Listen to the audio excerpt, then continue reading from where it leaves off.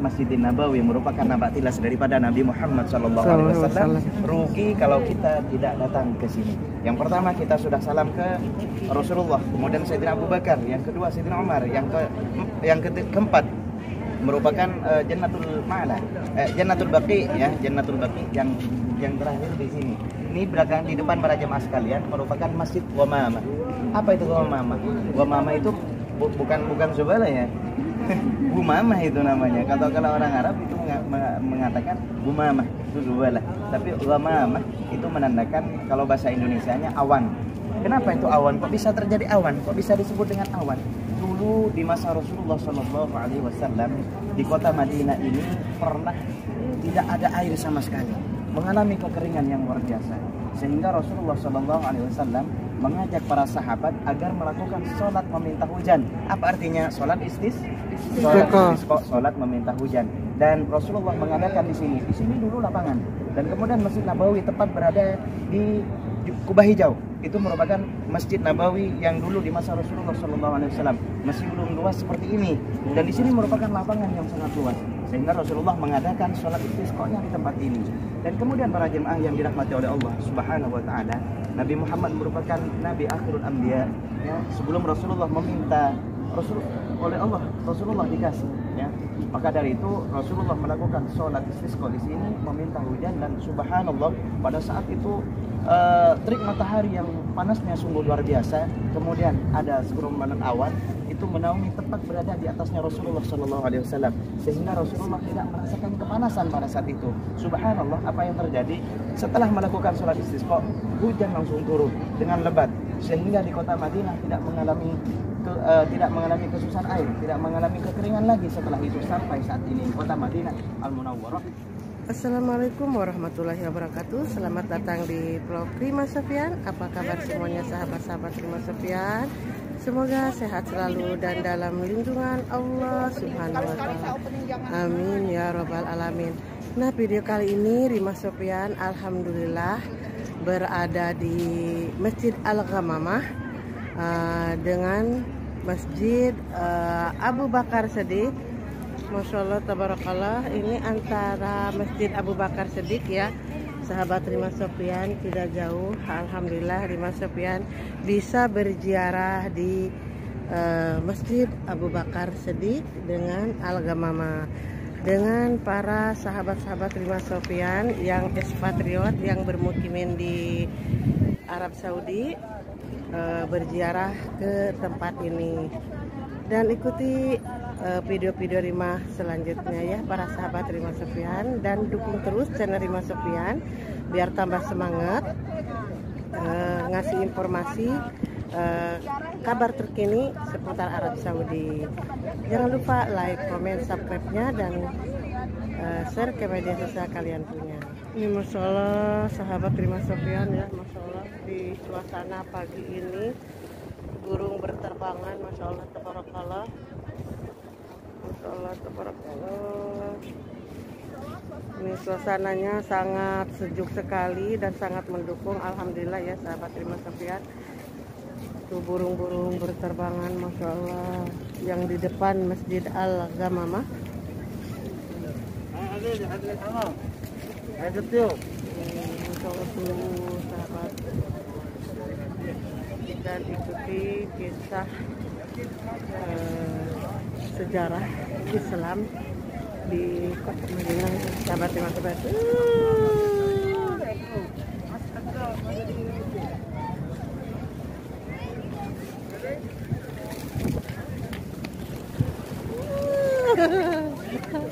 Lain data burung menik.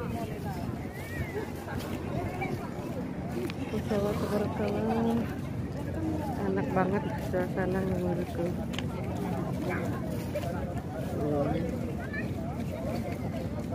Dan masalah ya sahabat Rima Sofyan, tadi ada pencerahan dan menceritakan sejarahnya sama Ustadz yang tadi.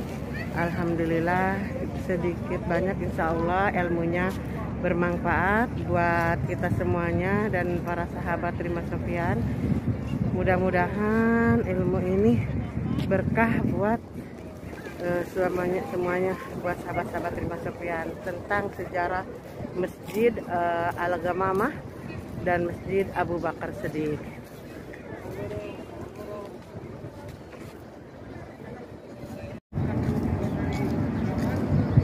Ini Masjid Abu Bakar ya. Masjid Abu Bakar.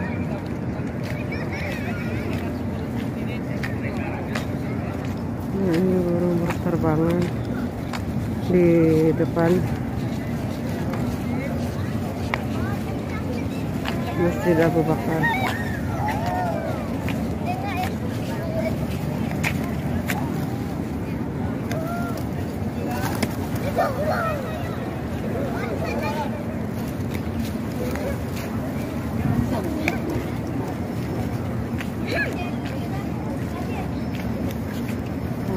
Salah Masjid Al-Ghamamah.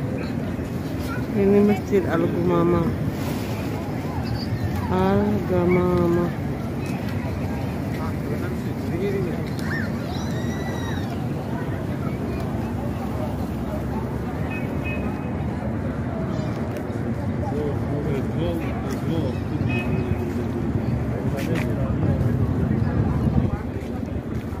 Ini dari samping ya, sahabat Prima Sofyan.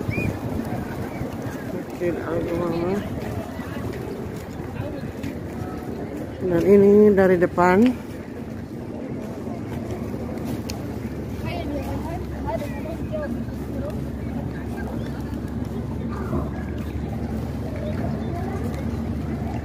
Ini masyaallah tabarakallah Masjid Al-Ghamamah.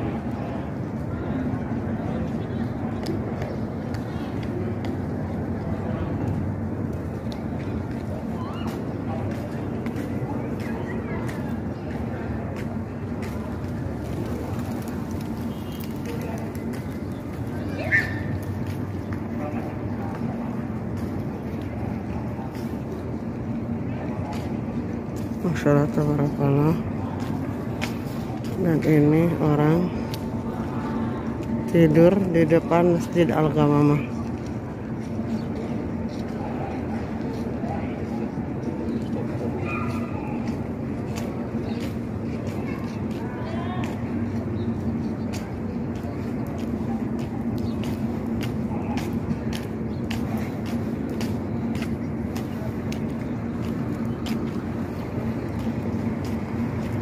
Ini Masya Allah.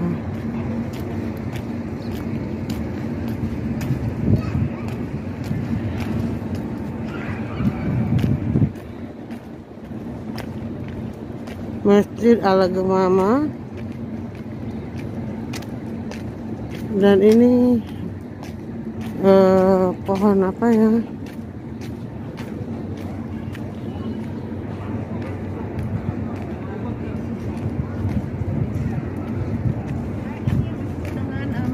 Abu Bakar As-Siddiq ini. Oh, ini Masjid Abu Bakar As-Siddiq. Iya, tadi Masjid Al-Ghamamah ya. Iya, Masjid Al-Ghamamah jaraknya nggak jauh ya antara Masjid Abu Bakar. Ini para sahabat Prima Sofyan. Ini Masjid Abu Bakar dari depan nih ya.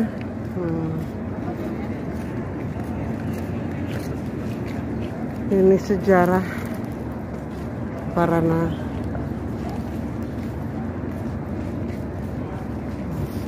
Dan ini menaranya. Masya Allah.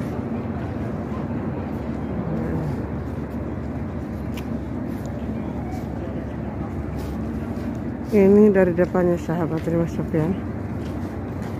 Jadi nggak jauh antara Masjid Abu Bakar Siddiq dengan Masjid Al-Ghamamah. Dan ini dari samping. Ini dari sampingnya sahabat.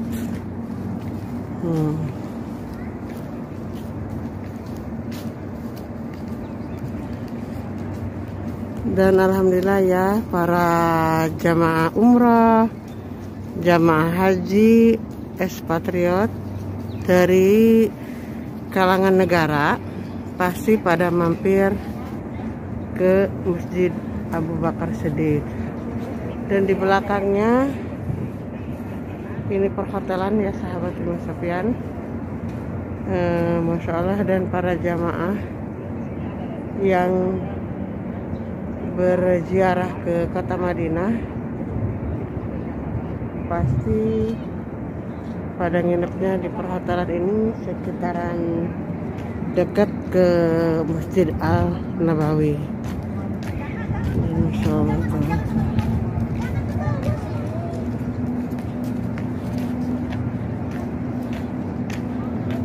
Lihat sahabat Imam Sofyan, antara Masjid Abu Bakar Siddiq dengan Masjid Al-Ghamamah tidak ada jauh ya, mungkin antara jarak 10 meteran gitu, perkiraan 10 meteran nih ya.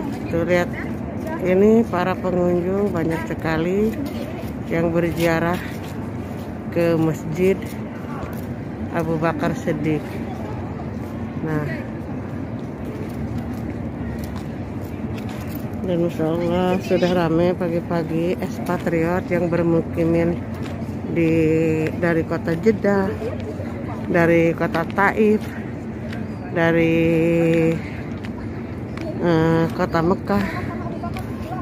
Semuanya Masya Allah tabarakallah, dari bermacam-macam negara berkunjung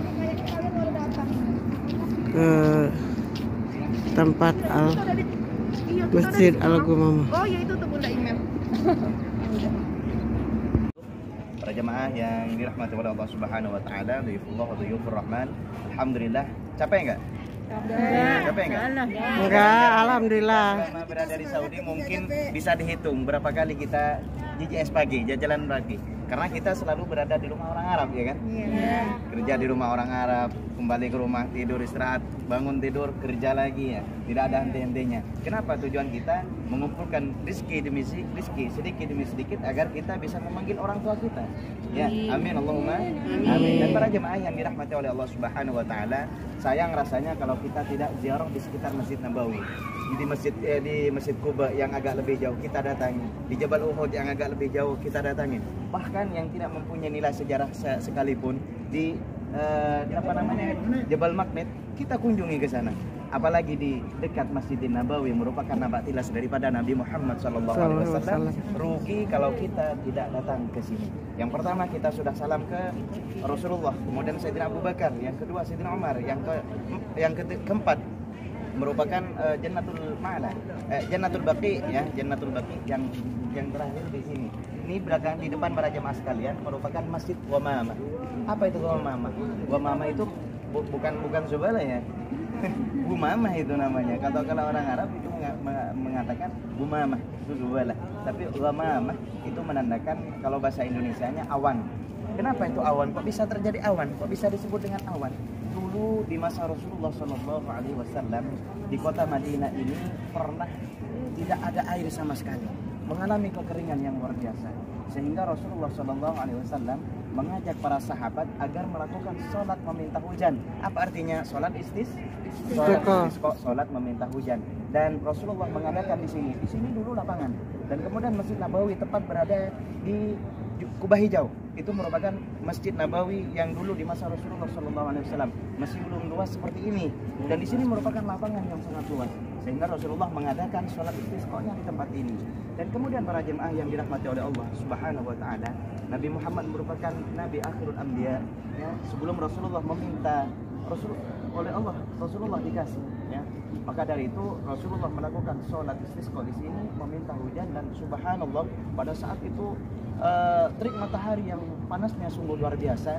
Kemudian ada segerombolan awan itu menaungi tepat berada di atasnya Rasulullah SAW, sehingga Rasulullah tidak merasakan kepanasan pada saat itu. Subhanallah, apa yang terjadi setelah melakukan sholat istisqa, hujan langsung turun dengan lebat, sehingga di kota Madinah tidak mengalami kesusahan air, tidak mengalami kekeringan lagi setelah itu. Sampai saat ini di kota Madinah Al-Munawwarah lebih subur daripada di kota Mekah Al-Mukarramah.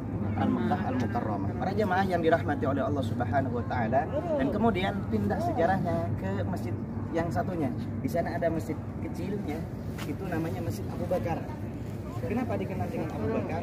Saya akan jelaskan sejarahnya di sana, di mana Rasulullah SAW kala itu melakukan sholat Idul Adha. Rasulullah melakukan sholat di tempat tersebut, dan tempat tersebut dinisbatkan kepada Sayyidina Abu Bakar. Kemudian tempat tersebut dikasih nama dengan Masjid Abu Bakar. Rasulullah melakukan sholat apa di sana para jemaah? Mantap. Dan kemudian pindah ke sana, ada Masjid Putih, ya, ada Masjid Putih. Kelihatan ya? Jelas ya? Di sana yang dikenal dengan Masjid Sayyidina Ali, di mana Rasulullah SAW pada saat itu, pada masanya Rasulullah SAW, di sana Rasulullah melakukan sholat jenazah, ya, yang mana seperti kita ketahui keutamaan bagi seseorang yang mengikuti sholat jenazah. Apa kata Rasulullah SAW? Seseorang yang mengikuti sholat jenazah pahalanya seperti apa? Seperti halnya Jabal Uhud. Besarnya Jabal Uhud, luasnya Jabal Uhud seperti kita ketahui kemarin pas kita ziarah ke Jabal Maqdad, luasnya subhanallah sangat luas sekali. Ada yang mengatakan itu 7 km luasnya Jabal Uhud. Seperti itu pahala yang didapatkan bagi orang yang mengikuti sholat jenazah. Seperti biasa yang kita ketahui, biasanya setelah kita sholat 5 waktu di Masjid Nabawi, biasanya setelah kita salam ada imam mengumandangkan untuk melakukan sholat jenazah. Nah, kita senantiasa mengikuti di situ, meski kita tidak tahu keutamaan sholat jenazah tersebut, akan tetapi kita mengikutinya. Tanpa kita sadari, kita mendapatkan pahala seperti halnya Jabal Uhud. Itu hanya mengikuti sholat. Kalau yang mengikuti memandikan, mengkafani, kemudian mensolati, kemudian ikut menguburkan, 2 kali Jabal Uhud yang kita dapatkan. Subhanallah. Dan tatkala itu Rasulullah melakukan sholat jenazah di tempat ini, dan tempat ini dinamakan dengan Masjid Sayyidina Ali. Ada yang tahu Sayyidina Ali? Siapa Sayyidina Ali? Tahu namanya Ustaz? Siapa Sayyidina Ali? Hah? Siapa Sayyidina Ali? Sahabat, iya. Lagi? Menantu, iya. Lagi? Sepupu Rasulullah Sallallahu Alaihi Wasallam.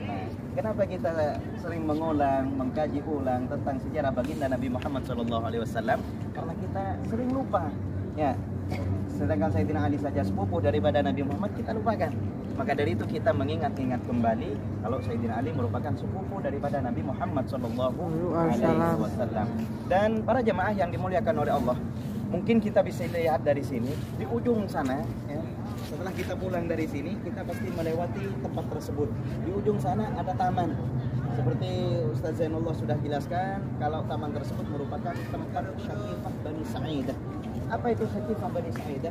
Setelah Rasulullah wafat, nah kemudian para sahabat ini bingung siapa yang akan menjadi penerus untuk memimpin bagi kaum muslimin selanjutnya, ya, di kota Madinah Al-Munawwarah ini.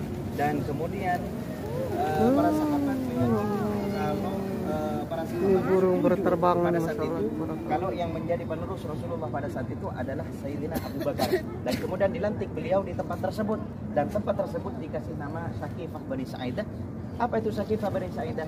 Syakifah Bani Sa'idah merupakan nama orang dan diabadikan menjadi tempat pelantikan daripada Sayyidina Abu Bakar. Sahabat Rasulullah ada berapa?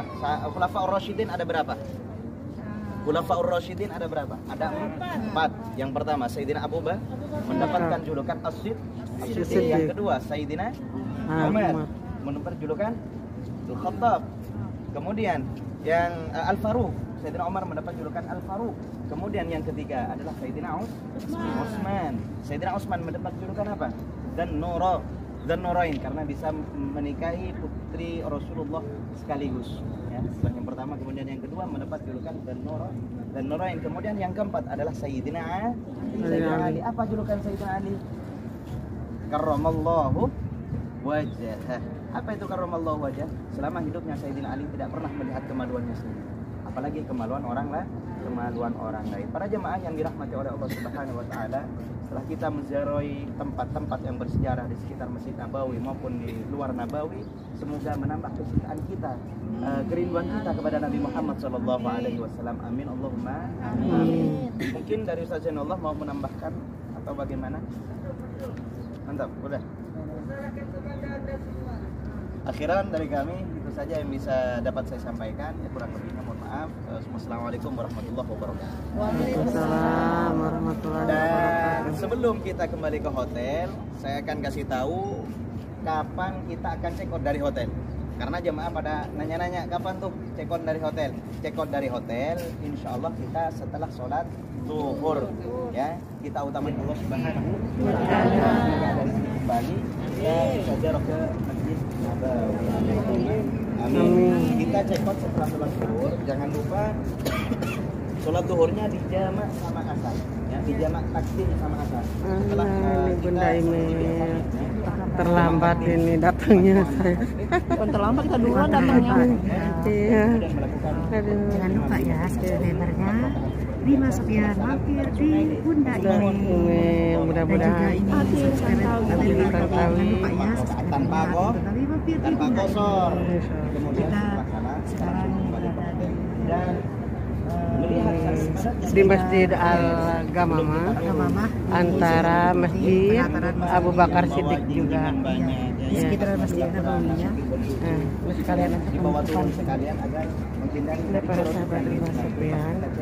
Rima Nah, Sofyan sahabat banyak Rima murid Sofyan, ya. jangan lupa ya Iya. di like, subscribe dan komennya channel Rima Sofyan, dukung terus ya. Ini bersama Rima Sofyan, Iya. Setelah itu ini Bunda saya Imel. Bunda Imel dan juga Atin Tantawi.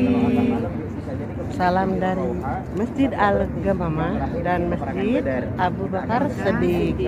Assalamualaikum warahmatullahi wabarakatuh. Bye bye. Sudah jelas. Salam hotel kita. Sudah jelas. Alhamdulillah. Alhamdulillah. Allahumma shalli ala Muhammad.